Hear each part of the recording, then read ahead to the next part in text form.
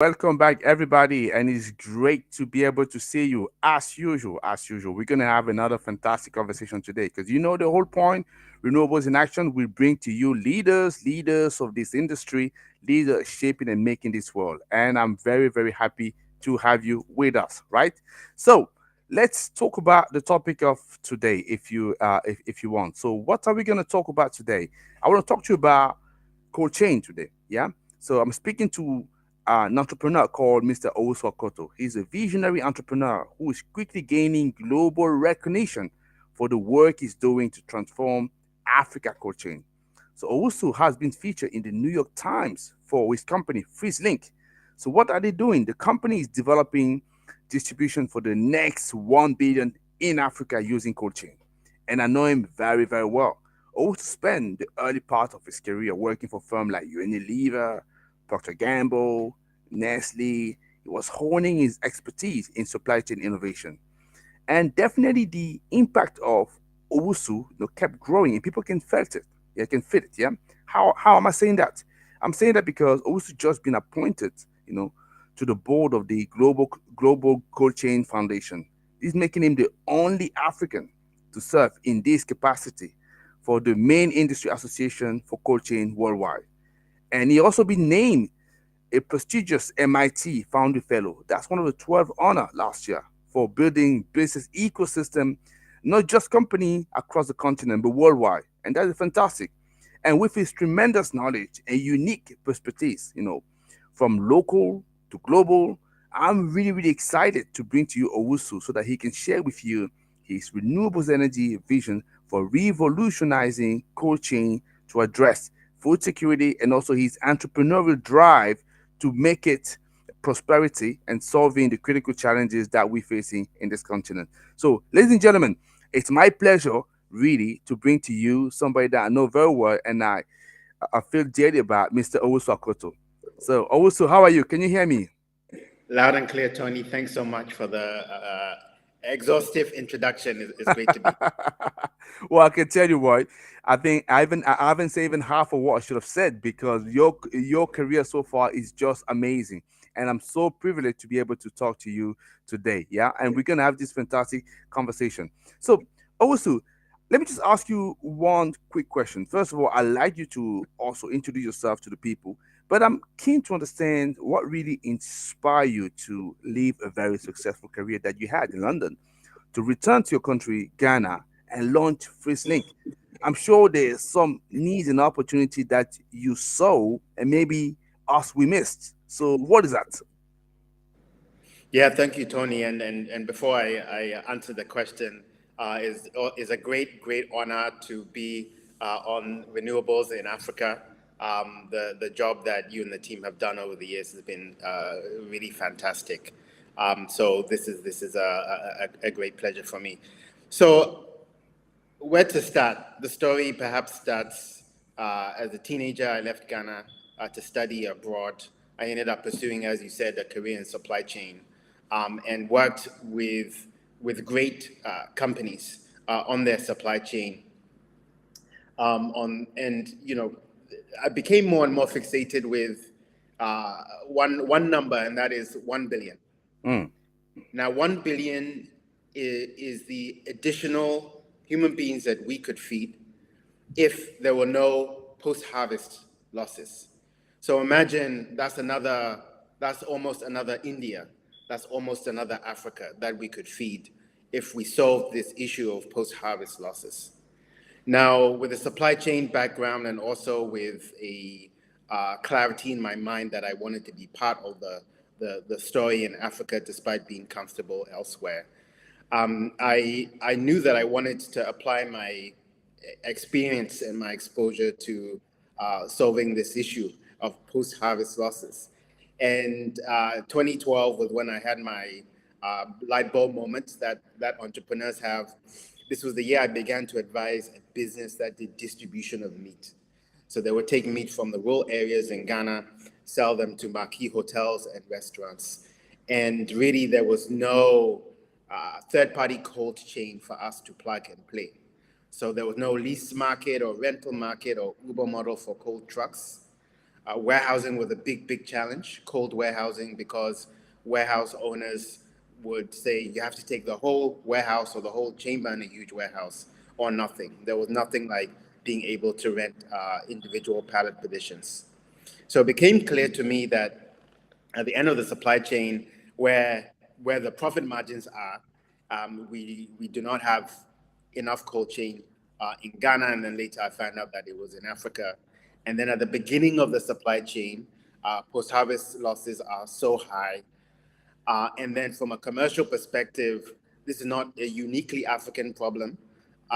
It's not only a problem in South Asia, it's also an issue in Southeast Asia, in the Caribbean, in Latin America, in economies who combined have a GDP of 16 trillion US dollars. So the problem is there, but also it is an opportunity. And Freezelink was something that I founded really as a response to to both. Okay, that's great. So you really had that calling and really observing the problem very well to come up with that solution that you've designed. And I'm happy because today you're going to be able to share with us some pictures of the fantastic work that you're doing with your team. But let me ask you another question before we start looking at the presentation that you have for us. So building a cold chain company focusing on renewables in Africa, I'm sure that must have had some major challenge that you had to solve, right? So I don't know if you can tell us a little bit about that personal journey so far, and also maybe also touch on the proudest accomplishment and lesson that you would have learned. Yeah, thank you, Tony. So, in terms of challenges, we will need 10 webinars to discuss the challenges. Let's start Um, with one today. Maybe I can answer that question in reverse. Okay. Proudest moment uh, was by far in 2021 in February. I received a call at around 9 p.m. And I've learned in my career that if you receive a call from a customer at 9 p.m., it's either great news or it's terrible news. And she asked me, if we could do her a favor, and that was to uh, arrive on the tarmac to meet the airplane that would bring to Ghana the first COVAX vaccines in the world. And this is the reason why organizations like the New York Times were interested in our story. And so we picked up what was also obviously the first COVID-19 vaccines for Ghana. This coming off the heels of losing a couple of family members of mine. So it was an emotional juncture in our journey of Freezelink, but one that was also, made us all incredibly proud to be able to be part of this fight against COVID-19. So this is undoubtedly the proudest moment, and then we proceeded to distribute the vaccines around the country. Now, the challenges, the challenges are so plenty. Uh, how do you build what is needed? And for us, what is needed is a cold chain that enables everybody who needs food and everybody who needs medicine in Africa to get the products that they need, the food that they need. And how do you do this in an energy intensive sector where half of Africa, 600 million people, do live without the benefit of even the national grid? So for us, I think that there are three real pillars that we are striving to. We see that the future of cold chain in Africa will be digitized. IoT is very inexpensive. Freezelink recently did a project in Benin where we began to build the fruit and vegetable export terminal at Cotonou International Airport. And what we did there was to install IoT and train a local team to use IoT so that it's able to optimize the energy consumption by triangulating a recording of current energy consumption and external temperature, and then reducing the energy consumption if there's an opportunity to do so. And then also IoT is able to create traceability so that one sees that there's an unbroken cold chain from, let's say, the farm to the customer, whether they're local or global. The second pillar has to do with decarbonized, and this goes back to the point which which makes the work that renewables in Africa so key. Uh, we don't have a choice if we are to create unbroken cold chain networks, especially in our tropical weather. We don't have a choice but to use renewables in the context where only half of our population on the continent benefit from the national grid. Creating and maintaining cold chain in rural Africa is very, very difficult. More so in West Africa than, for example, in Southern Africa, where they have a larger component of trained engineers. So this is where the renewables, a bit of the equation really fits in. And the final bit of the equation is distributed. Mm-hmm. The cold chain for Africa in the future will be distributed, will not only be clustered in urban areas. For us to feed ourselves at the continent, we will need cold chain on or near the farms.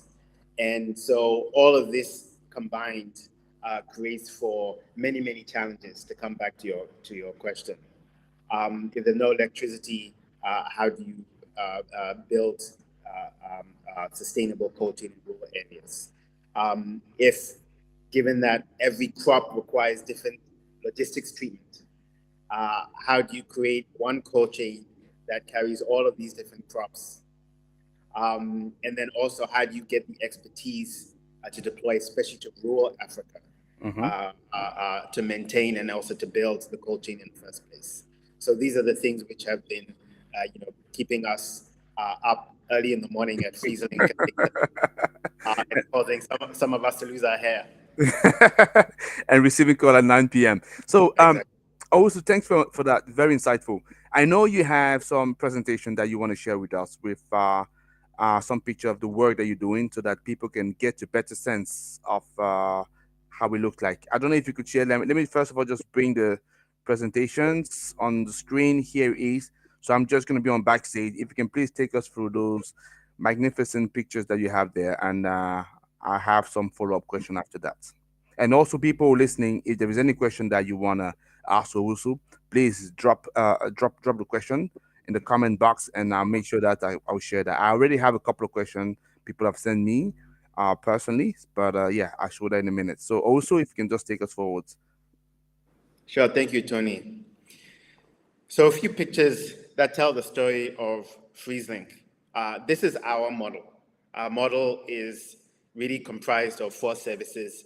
If something is cold, we can store it or transport it for our customers. We then pay on a pay-as-you-use basis. Thirdly, we do off-taking. So essentially, we use our cold chain to off-take food products from food producers, and then we sell them to hundreds of retailers at the moment, whether they are supermarkets or neighborhood groceries. And then the fourth thing we do, as mentioned earlier, is we build it. So we have an engineering team focused on building the cold chain where there is no cold chain. And our niche has really been focused on solar-enabled pack houses and cold storage, because without the on-farm or near-farm infrastructure, temperature control logistics, Africa will not be able to feed itself.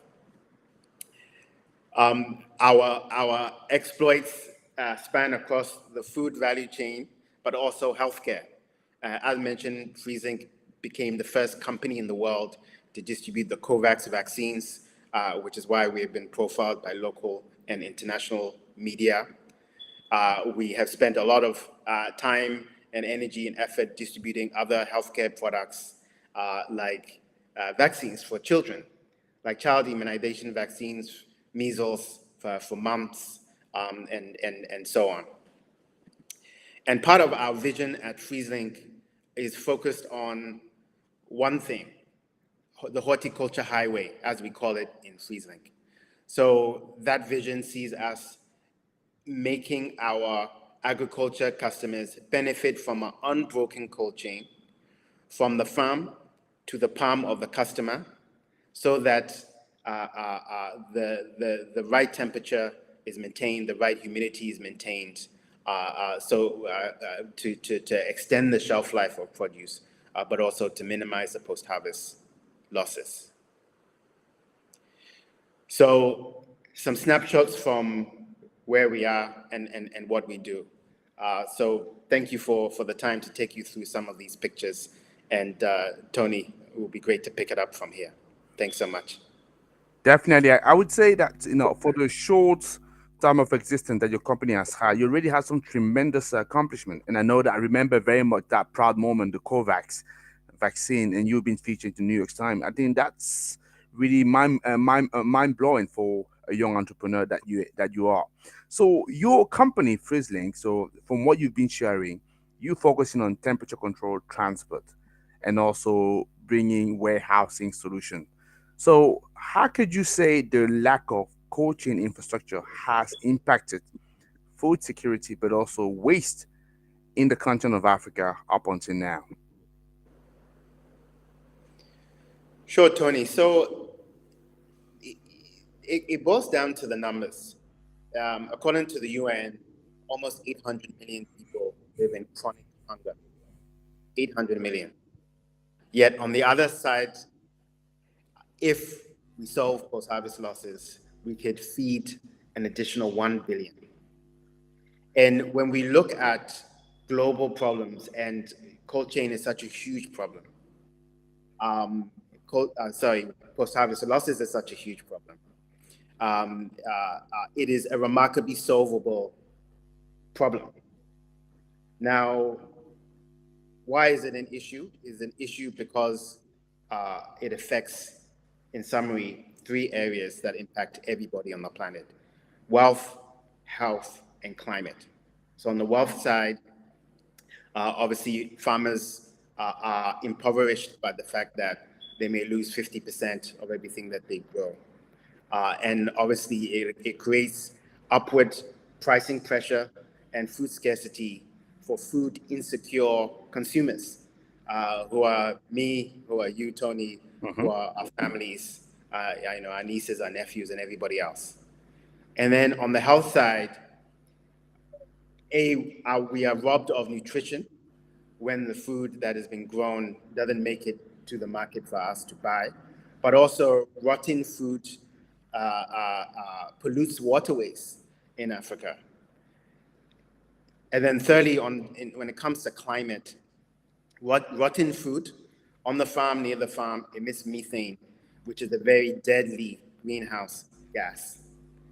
So it's such a profound problem, and it is such a huge barrier to the opportunities that exist, even at a human level. The UN tells us that 230 million African children live in hunger. How are those children able to concentrate and perform in their schools? How are they able to contribute to the Africa that we all dream of, Hmm. when they do not have access to the food, which is there, but they don't have that access to the food? So there's so many human stories that we see every day in the course of doing Freezelink. And again, we are motivated by the fact that this is a huge problem. It is a uniquely solvable global problem. And this is what gives us the vim to attack the problem. Excellent. Thank you very much for that, Wusu, and I very much appreciate that. And I'm glad to say that I also have a question from Niamar. So I was asking a question from LinkedIn. I'm going to show that in a minute. I just want to ask you one more question before we can start taking questions from the audience. So I know you recently joined the Global Coaching Foundation board, and you're the only African to do so, as far as I'm concerned. So, which is, I guess, one of the another proudest moment that you should be saying, right? So, Yeah.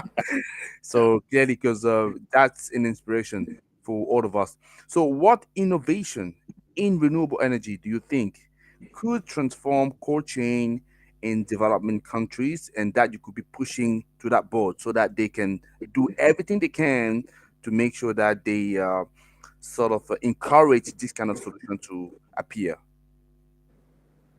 Yeah, it's a great question. And I am the son, I'm the grandson of a cocoa farmer. I am the son of a mango grower. This problem of food waste, which come from farming practice as well as infrastructure, has been around since well before you and I were born.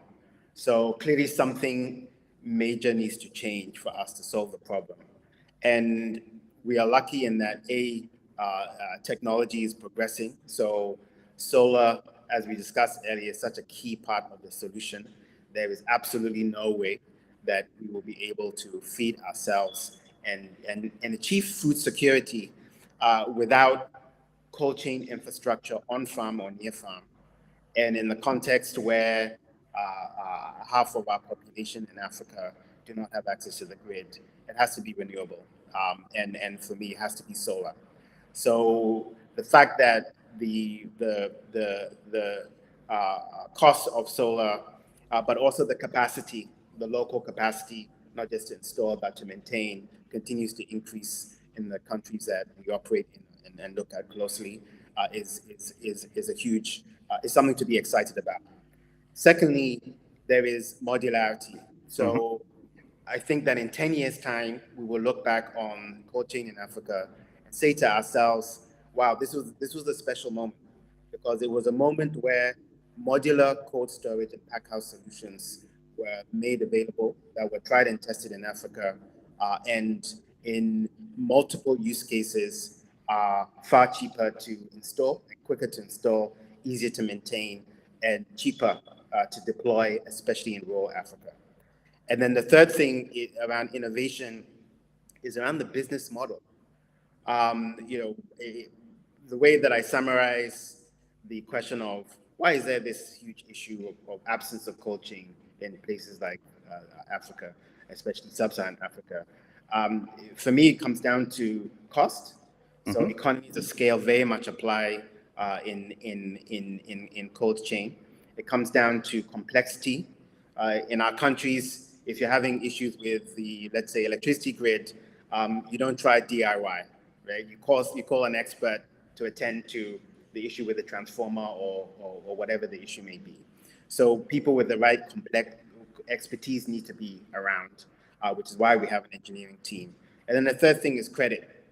The farmers we speak to, and the aggregators especially that we speak to, need credit to get these food value chains going. So for us, it is about innovating the business model so that the end-to-end solution Hmm. is not so helpful if you have a cold warehouse on your farm but no cold transport. And then B is about the economies of scale and making finance available.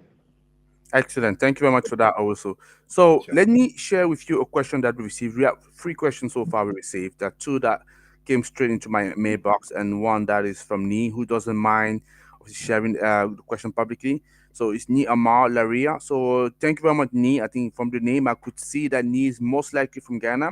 Thanks for making the time to share your insight also. We are an early stage social commerce startup. We enable sellers to digitize their order management, and we've recently signed up a fruit and vegetable farm to plate vendors. Do you have? So let me just say, okay, it doesn't show here, but I can see if from my side note. Do you? Uh, yeah. Okay. Do you have a minimum size of client that you work with? That is the question. Short answer is no. So we work with multinationals. We have a close relationship with Unilever, for example. We work with the public sector. I mentioned that we are working with the government of Benin on a World Bank funded project. But we also work with local companies. We recently, for example, were approached about distributing locally made broiler chicken. So one of the things that Freezelink was busy with during the festive season was distributing broiler chicken, picking it up from the hinterland in our cold trucks, and then going door to door to deliver chicken to various customers of our customer around the country. So, short answer is no. And please visit our website to get it. Obviously. So let me show you another question from Brian. Is the whole process of cold storage and transportation running on renewables? If not, what process is not, and what is the company plan to convert the whole process into renewables? We covered part of it, but obviously, just to base first of all, thanking Brian for asking the question, encouraging more questions from people. So Mm. I wouldn't mind if you can potentially repeat the answer also. Sure. So, cold storage can depend largely on renewables, depending on the size. So we are planning to run a site, a large warehouse in the near future, which will have 60% of its power delivered by renewables. Part of the constraint is technical. So if you're trying to achieve minus 24 degrees Celsius, is not economical at the moment to try and power that purely through solar. And then you get to the transportation. So there are ways to transportation is very interesting when it comes to renewables. What is happening now is that we are seeing successful pilots whereby the load boxes of trucks are being kept cold through solar panels that are on the roof of the load boxes. Now, bear in mind that for a cold truck, they have two engines. So they have one engine, which is the traditional engine that will pull the vehicle, and then you have a second engine to keep the load box cold. Now, the commercial viability of keeping the using renewables to drive the engine of the vehicle, we're not there yet, particularly on the continent. So, yeah, luckily we have good relationships with R&D teams. Tony mentioned our relationship with the Massachusetts Institute of Technology and so on. So this is something which we dream about and work towards. Excellent. Thank you very much for that also. So deeply appreciated. So I have another question that I want to ask you before we carry on with the other two questions that people ask. I know that food production generates a lot of organic waste.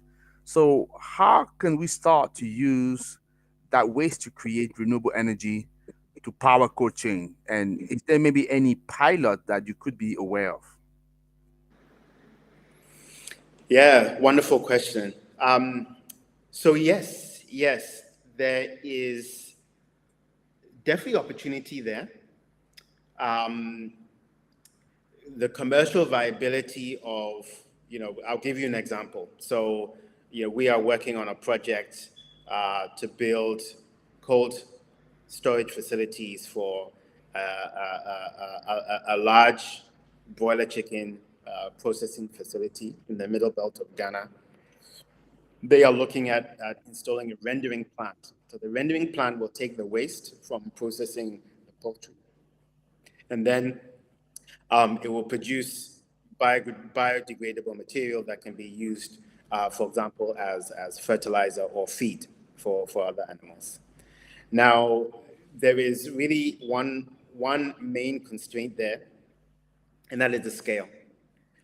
So if you look at what is the cost of the capex, if you look at what are the cost of the operating costs, there has to be a certain volume for that investment to make sense for the customer. Yep. But the key point is that the opportunity is there, and from where I sit, there is more and more capacity for us to do this. And I have to also talk about the intra Africa trade, right? The barriers between our countries really inhibit local businesses from achieving the scale where something like a rendering plant would easily make sense. But when we look at things like the Africa Free Continental Agreement, the AFTA, and other trade agreements, there is a reason to be optimistic. Yeah, absolutely. So we slowly and surely moving toward the end of this conversation, but I don't want to finish before asking you this question regarding the money. So I want to know, what kind of financing, but also policy incentive do you think are needed from government, international organization, or even local entrepreneur, local industry to accelerate the adoption of renewables in cold chain across the continent of Africa? Yeah, another great question, Tony. I think that there are many robust conversations happening around the continent around manufacturing. And what manufacturers tell me is that you may manufacture something in Cameroon or Ghana, Nigeria, wherever, Nairobi, um, but you always got to import components that are manufactured elsewhere. And so the tax incentives, or the lack of tax incentives, is so key. And for us, we have, there's nowhere in West Africa where you can produce cold storage and 100% domestically. You'll always have some of the inputs coming from elsewhere.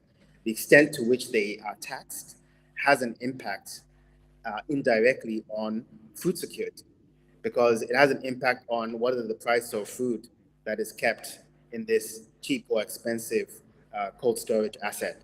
So if I were in a room with policymakers from the continent and I had to talk about one thing, it would be about this very topic, about not divorcing all of the inputs that go into the food system from what the taxation system is.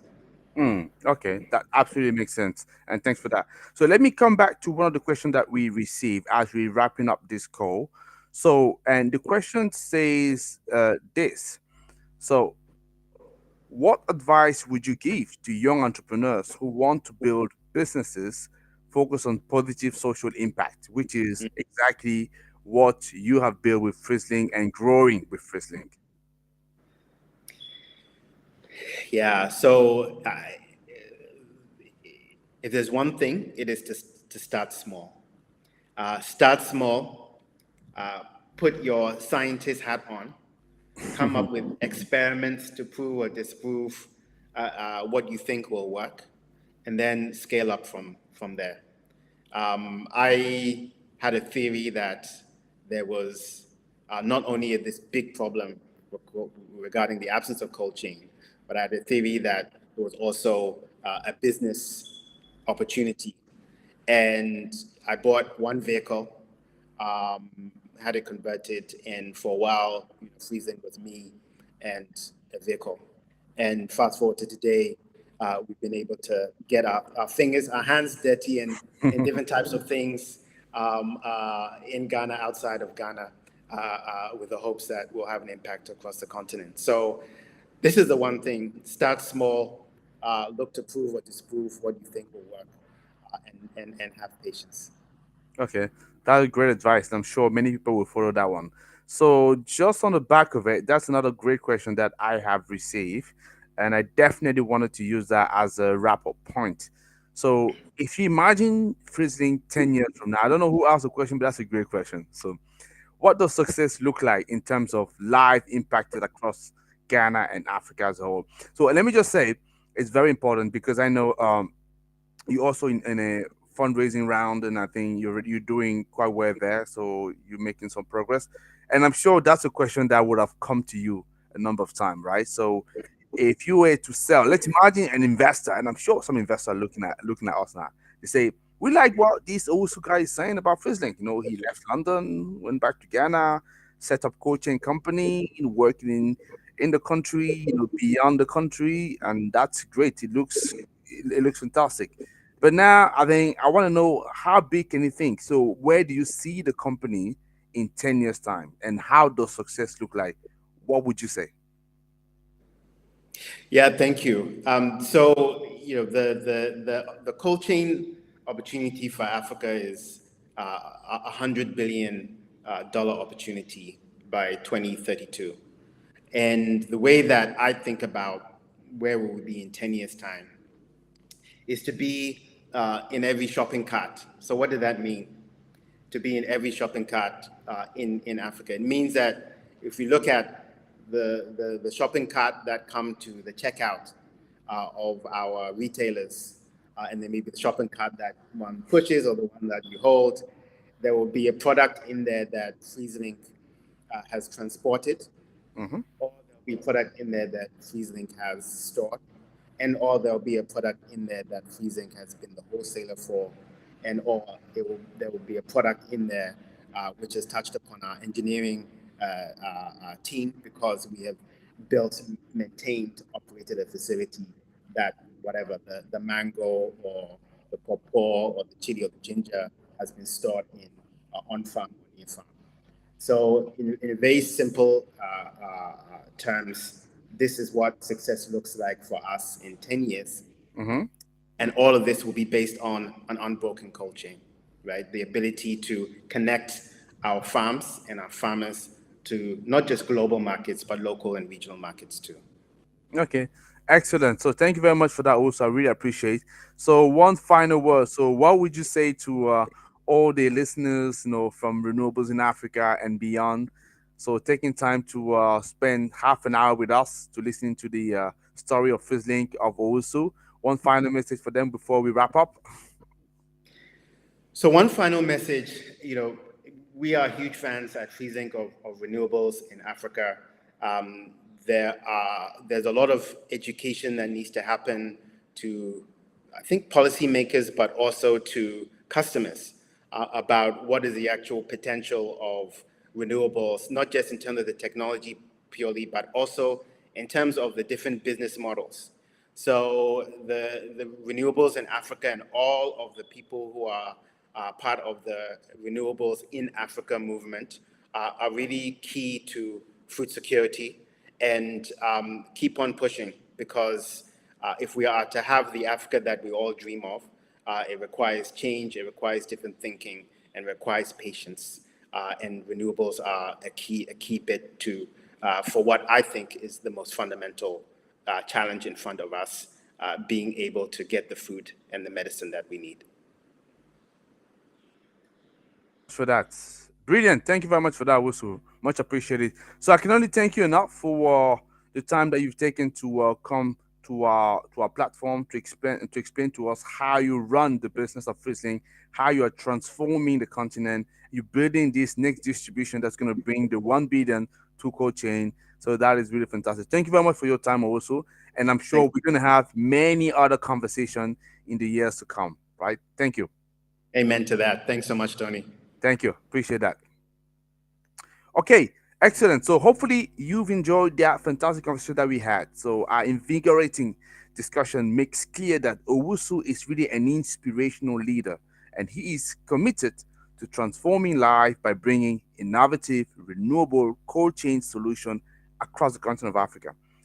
I personally like his vision for revolutionizing food security through solar and other sources of renewables, and drive economic prosperity and climate resilience even in remote area.